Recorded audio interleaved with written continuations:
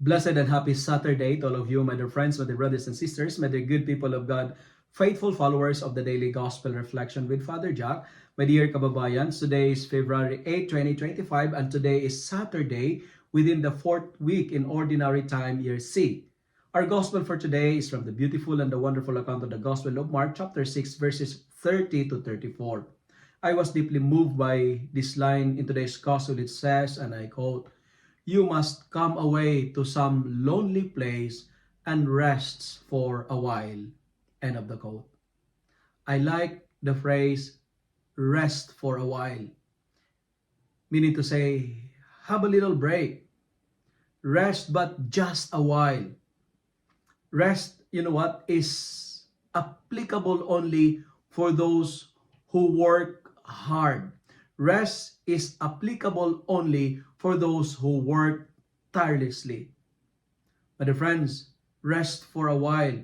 It means we are challenged and invited to have a moment of relaxation, get refreshed, recharge and replenish and refuel your soul. The message is very clear. Never be a slave of your work. Do not worship your work. Our world nowadays is a very busy, and work is like numbers.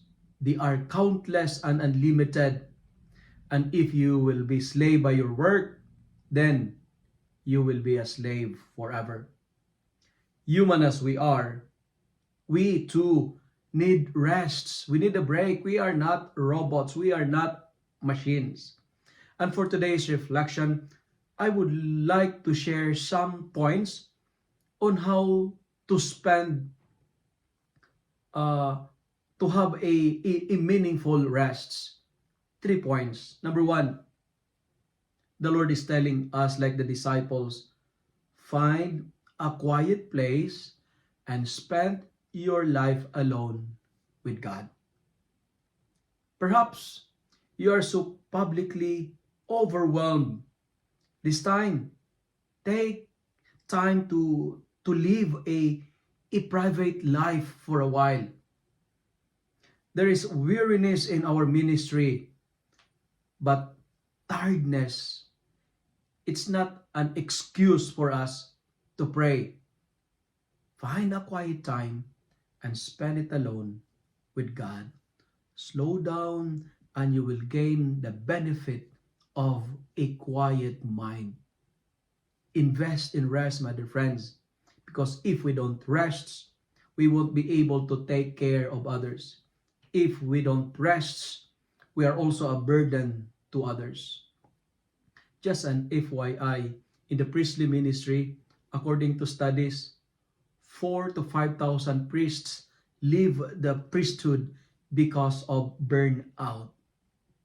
Today, never be a slave of your work, because work is a fake Messiah.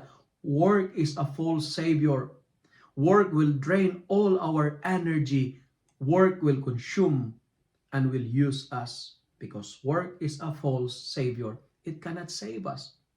That's why, are you not wondering that you keep on working and working very hard, yet what you earn is sometimes not enough? My friends, listen to the Lord, and He is telling us today, rest for a while. Offline is the new luxury. Take time for some spiritual maintenance. Second point, to rest, meaning to say, we have to detox ourselves from toxic people, from toxic relationship, and from toxic surroundings. Detox your life by clearing out parasites who absorb your energies. Get rid of people who lie to you. Stay away from someone who use and manipulate you. And most importantly, detox from inordinate attachments. Detox from sin, because sin is like a virus that destroying our spiritual life. And finally, to rest means to have a communion with God. That's why the Lord is telling the disciples and is also telling us today, find your deserted place. Find a place wherein you can have a private moment with the Lord. My dear friends, disconnect to connect.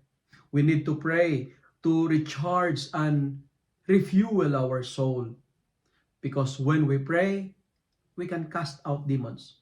When we pray, we can heal people. We can be an instrument of healing.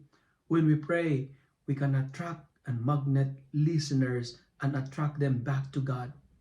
Today, find your deserted place and enjoy your moment with God. If you love and like this reflection, kindly share it with your friends, share it with your family, make the Word of God viral so that many will be blessed. Amen.